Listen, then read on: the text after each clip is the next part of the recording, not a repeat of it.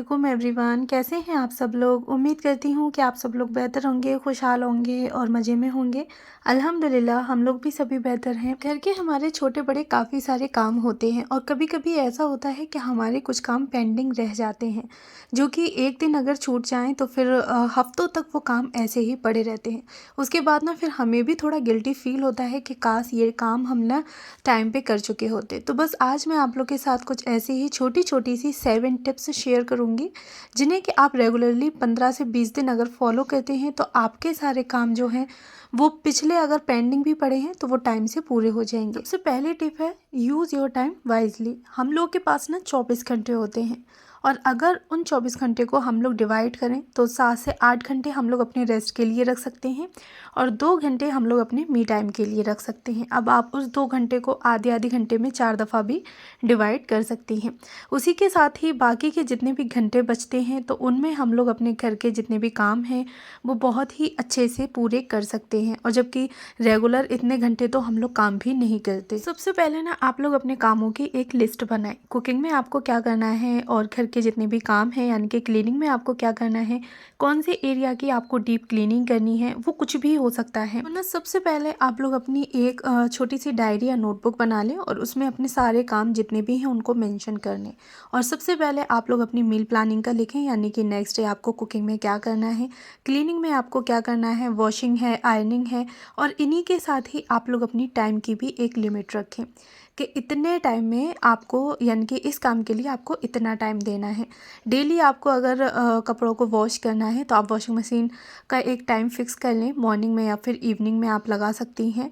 साथ ही अगर कपड़ों पे आयरनिंग करनी है तो आप उसका भी एक टाइम देख लें, यानी कि मॉर्निंग में या फिर इवनिंग या आफ्टरनून, जिस टाइम आपको ठीक लगे उस टाइम आप अपने कपड़ों पे आयरन कर सकती हैं।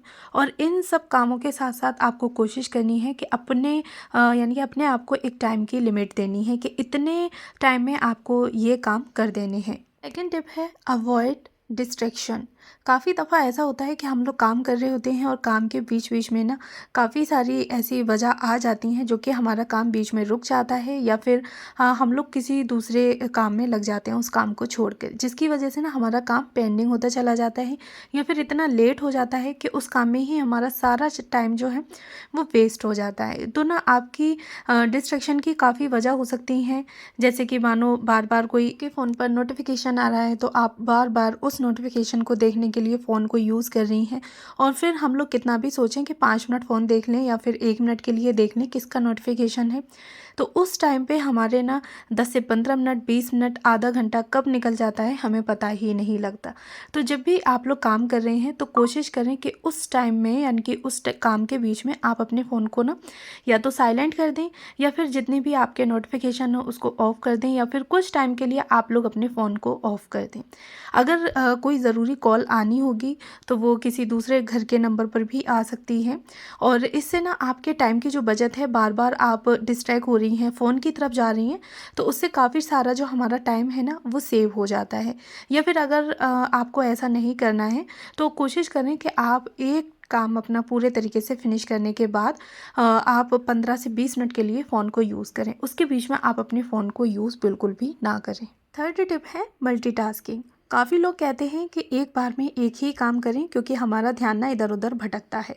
तो मैं कहूँगी कि ये जो रूल्स है वो अगर आप लोग किसी ऑफिस का काम कर रहे हैं या फिर अपनी स्टडी का कर रहे हैं तो आप एक बार में एक काम कर सकते हैं, लेकिन जब आप अपने घर का काम कर रहे हैं, कुकिंग क्लीनिंग कर रहे हैं, तो उस टाइम पे कोशिश करें कि आप एक बार में एक से कई ज़्यादा काम कर सकते हैं। जैसे कि अगर आप किचन में हैं, आपने चाय बनने के लिए रख दी है या फिर आपने सब्ज़ी पकने के लिए छोड़ दी है, तो उस टाइम पे आप अपनी किचन की जो क्लीनिंग है वो भी कर सकते हैं। कोई भी एक ड्रॉर वगैरह ले सकते हैं या कोई एक सेल्फ ले सकते हैं, उसको अच्छे से आप क्लीन कर सकते हैं। बर्तनों को अच्छे से पोंछ के आप वाइप करके लगा सकते हैं। ये जो आपके किचन में गंदे बर्तन पड़े हैं वो साफ़ कर सकते हैं। इसी तरह जब आप जिस जगह भी आप काम कर रहे हैं, बेडरूम में हैं, अगर आप डस्टिंग कर रहे हैं और आपको वहाँ पे कोई और भी काम दिख रहा है तो उस टाइम पे आप उस काम को भी हाथ के हाथ ही फिनिश कर सकते हैं। तो मल्टीटास्किंग होना ना बहुत ज़्यादा ज़रूरी होता है। एक बार में हमारे काफ़ी सारे काम जो हैं वो निपट जाते हैं। और वही अगर हम लोग एक एक करके काम करेंगे ना, तो वहाँ पे ना हमारा काफ़ी सारा जो टाइम है वो वेस्ट होता है। मॉर्निंग में आप लॉन्ड्री लगा सकते हैं और लॉन्ड्री लगाने के बाद आप अपनी किचन का जो भी काम है उसको समेट सकते हैं। तो जब आप अपनी किचन के कामों से फ्री होंगे उस टाइम तक आपके जो कपड़े हैं वो धुल के निकल चुके होंगे। तो इस तरह से अगर आप लोग मल्टीटास्किंग करेंगे ना, तो आपके एक वक्त में काफ़ी सारे काम निपट जाएंगे। फोर्थ पॉइंट है मैनेजिंग वर्क विद गेस्ट। काफ़ी दफ़ा ऐसा होता है कि गेस्ट हमारे यहाँ बिना बताए या फिर बिना कहे अचानक से आ जाते हैं, तो उस टाइम पर हम लोग अपने कामों को कैसे निपटाएं। काफ़ी दफ़ा तो गेस्ट बताकर आते हैं, तो जब अगर बताकर आए हैं तब तो कोई दिक्कत ही नहीं है। लेकिन काफ़ी दफ़ा ऐसा होता है कि गेस्ट अचानक से आ जाते हैं, 5-7 मिनट पहले पता चलता है। तो वहाँ पर आपको पैनिक होने की ज़रूरत नहीं है। बस आप 5 मिनट शांति से बैठिए और ये सोचिए आपके गेस्ट कौन सी जगह को यूज़ करेंगे, यानी कि आप अपने गेस्ट को किस जगह पर बिठा लेंगी। तो बस अगर वो एरिया आपका गंदा है, मैसी है, तो सबसे पहले आप उस एरिया को क्लीन कर दें। कोई भी सामान अगर बिखर रहा है उस टाइम पर, तो कोशिश करें कि वहाँ अगर आप लोग एक एक सामान उठा के लगाएंगे तो आपका बहुत ज़्यादा टाइम चला जाएगा। तो उस टाइम पे ना आप लोग कोई एक बड़ी बास्केट ले सकते हैं और जो भी सामान आपका बिखरा हुआ है तो उस सामान को उठा के आप उस बास्केट में रख दें। और जब आपके गेस्ट चले जाएं तो उसके बाद आप उस सामान को अच्छे से जचा सकती हैं, यानी कि लगा सकती हैं। उसके बाद आप अपनी कोई भी मील प्लानिंग कर सकती हैं। तो इस तरह से आपको पता भी नहीं चलेगा कि काम किस तरह से हो गया। आपके गेस्ट आए हैं तो आप अच्छे से उनका भी वेलकम कर सकती हैं, क्योंकि गेस्ट कोई भी हो वो हम लोगों की वजह से ही आता है। और उस टाइम अगर हम लोग काम को ही टाइम देते रहेंगे तो ये भी अच्छी बात नहीं है, क्योंकि गेस्ट का आना हमारे लिए ये तो बहुत अच्छी बात होती है। सबसे पहले आप लोग उस एरिया को क्लीन कर दें कि जहाँ पे गेस्ट बैठने वाले हैं, और साथ ही आप अपनी कोई भी मील प्लानिंग कर सकती हैं। अगर आप ये काम डेली ही अगर टाइम से करती होंगी तो जहाँ तक मुझे उम्मीद है कि बिल्कुल भी आपको पैनिक होने की ज़रूरत नहीं पड़ेगी और ना ही उस एरिया को भी क्लीन करने की, क्योंकि डेली ही हम अपने घर के हर एक पार्ट को उतना टाइम दे रहे हैं जिससे कि हमारा घर एकदम से नीट एंड क्लीन रह सके। फिफ्थ पॉइंट है use your time while watching TV. आप जब भी टीवी देख रहे हैं तो उस टाइम पे ना आप अपने काफ़ी सारे काम ऐसे हैं जो कि निपटा सकते हैं। हम लोगों को कुछ ना कुछ देखना पसंद अक्सर करके होता ही है, लेकिन उस टाइम पे हम लोग क्या करते हैं कि अगर हम लोग टीवी देख रहे हैं, कोई ड्रामा देख रहे हैं या फ़ोन यूज़ कर रहे हैं, तो हम लोग सिर्फ फ़ोन ही यूज़ करते हैं, टीवी ही देखते हैं, उस टाइम पे कोई भी काम नहीं करते। बट आज से अगर आप लोग ये टिप्स को फॉलो करेंगे तो आप टीवी या कोई भी चीज़ देखते हुए भी आप अपने काम को ईजिली कर सकते हैं।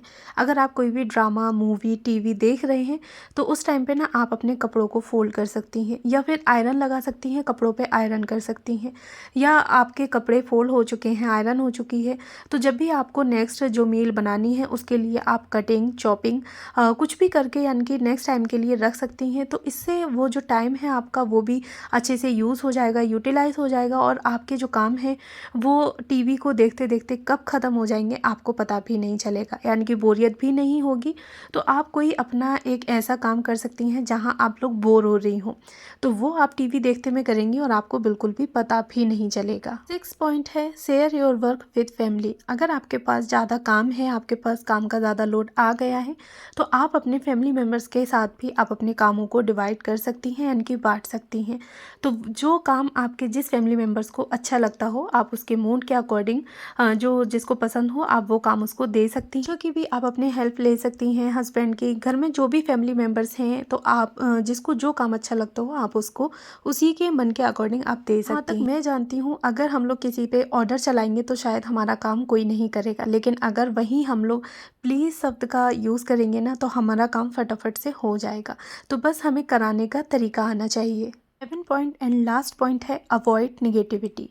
काफ़ी दफ़ा ऐसा होता है कि हम लोग कोई काम कर रहे होते हैं और काम करते करते ना हमारे दिमाग में कुछ पुराने और ऐसे गलत थॉट आ जाते हैं जिन्हें कि हम लोग सोचने लगते हैं, और सोचते सोचते हम लोग मतलब इतना सोचने लगते हैं कि हमारी जो एनर्जी होती है ना वो वेस्ट होने लगती है। तो इस चीज़ को आप लोग स्टॉप करें। अगर आपके दिमाग में कोई नेगेटिव थॉट आ रहा है, आप कुछ काम कर रही हैं, तो खुद को एक रिमाइंडर दें कि नहीं ये गलत है और इससे मेरी एनर्जी जो है वो वेस्ट हो जाएगी। क्योंकि हम लोग काफ़ी दफ़ा नेगेटिव थॉट सोचते सोचते इतना उस चीज़ में डूब जाते हैं और बाद में जब हम उस चीज़ से निकलते हैं तो होते उसी जगह पर हैं। तो बेहतर है कि हम उन नेगेटिव थॉट से दूर ही रहें, अपने आप को खुश रखें, खुश रखने की कोशिश करें। अगर कोई नेगेटिव थॉट आता भी है तो उसे हमें सोचना नहीं है, बल्कि अपने मूड से, अपने दिमाग से उसको दूर करना है, क्योंकि ना नेगेटिव थॉट जो होते हैं वो हमारी एनर्जी को कहीं ना कहीं ख़त्म कर देते हैं। तो जी बस ये थे कुछ मेरे छोटे छोटे से 7 पॉइंट्स। अगर आप लोग इन्हें करते हैं, डेली फॉलो करेंगे, तो आपके जो काम हैं अब तक पेंडिंग में चले हैं तो वो भी आपके ख़त्म हो जाएंगे और 15 से 20 दिन में आप लोग खुद फ़र्क देखेंगे। पहली बार हैं तो प्लीज़ मेरे चैनल को ज़रूर सब्सक्राइब करें।